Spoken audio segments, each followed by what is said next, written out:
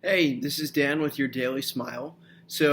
I've got a sports story for you today, which may be inspiring for some people more than others, but it was certainly a big deal for me because it involves my favorite athlete, Andy Murray.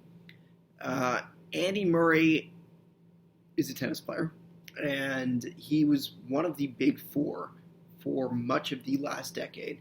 The other members of the big four were Switzerland's Roger Federer, considered the greatest tennis player of all time, Rafael Nadal from Spain, who is considered by some the greatest of all time. They've had the biggest rivalry.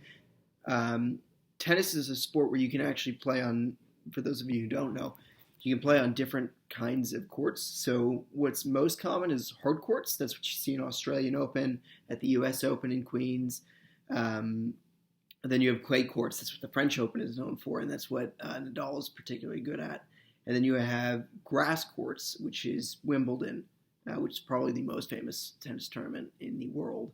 And Federer is a specialist on grass. He's done especially well at Wimbledon, but so is Andy Murray. He's really good. The fourth player, by the way, is Novak Djokovic from Serbia, who seems to continue his reign as the current leader in the sport, although he's had some injuries recently.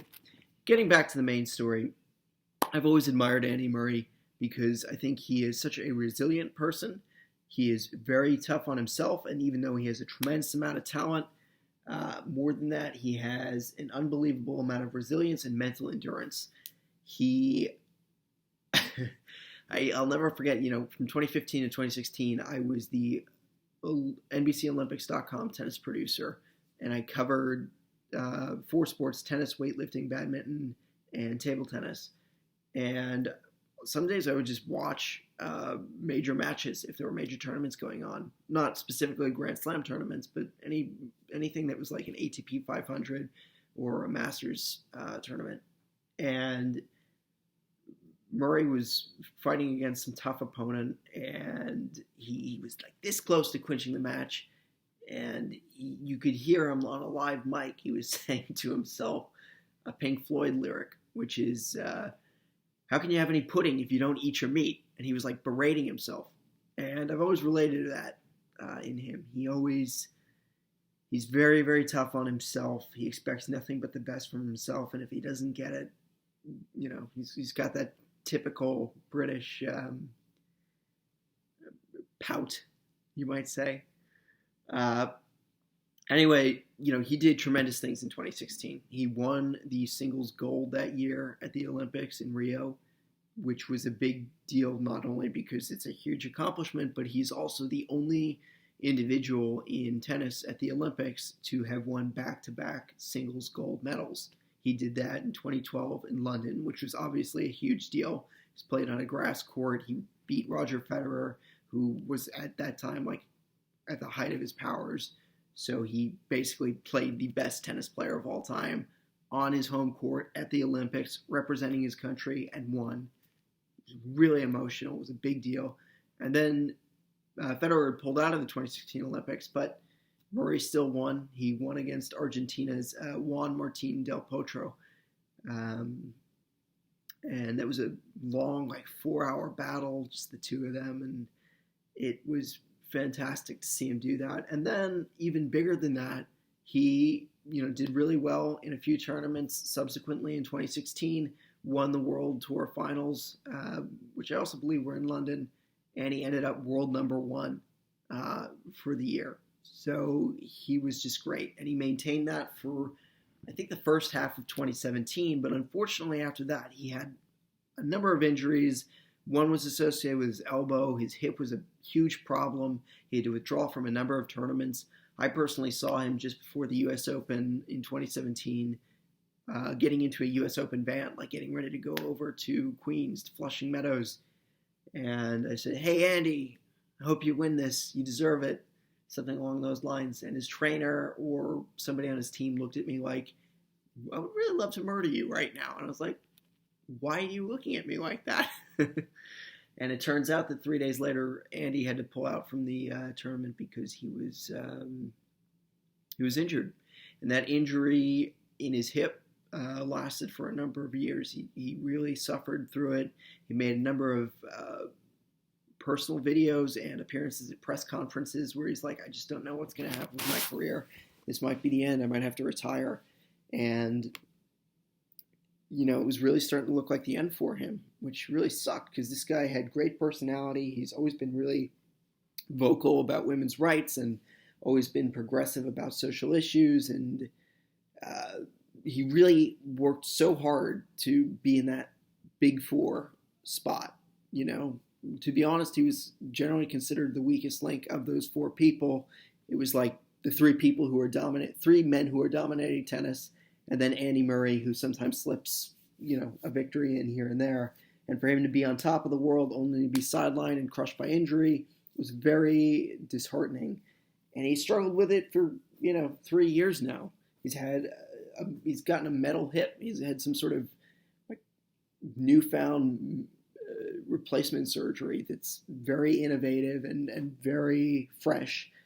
And I think that happened sometime last year. And he wasn't sure whether it was going to be successful and whether he would even be able to walk properly, let alone play tennis again. But he made his return in 2020 in the middle of this insane pandemic at the Western Southern Open, which this year, because of the pandemic, is being held in Queens. And he won the first round match, and everybody was really proud of him. They were like, starts something good, maybe something bigger. And then yesterday, he went up against a top 10 player, Germany's 23 or 24-year-old Alexander Zverev. And in a really tough three-setter, he won. Murray won. He kicked ass. It was the first time in 3 years that he's won against a top 10 player. This is somebody who used to be the world number one. He's ranked probably 700 something now, if that. And I don't know if this is a return to greatness for him. He's, as I alluded to earlier, he's on the older side. He's 33 years old, and that's about the time that a lot of people's bodies start to wear down. Not to mention he's fresh off the surgery, and he's even said in press conferences just prior to this tournament, he's keeping his expectations low. But goddamn, Andy, what a way to inspire your fans. What a way to inspire me. I'm so proud of you, man. You're really kicking ass.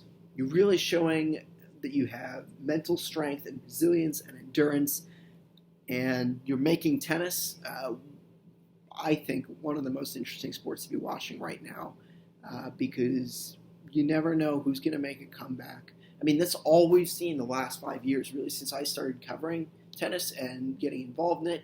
You've had all these greats, right, who were fantastic throughout the early 2000s, the first decade in the 2000s. Serena Williams on the women's side just totally dominating.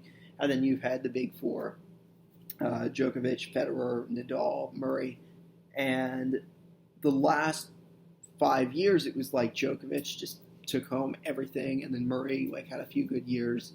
But then in 2017, after 4 or 5 years where he hadn't won a Grand Slam title, you saw Federer come back, and he won Wimbledon, and I think he won the Australian Open that year, and then he won the Australian Open the year after. And Nadal has won, 12 French Opens now?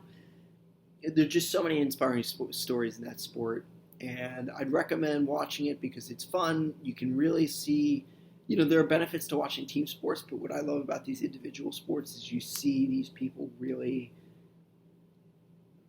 evolve, and you see them for their flaws and their strengths, and you can see their game improve, and you can also see who they are and what they're capable of, and when they're strong and when they're weak, and how they bounce back. And you can almost see physically the mental fortitude that goes into the game. So here's to you, Andy Murray. I've heard you're a teetotaler.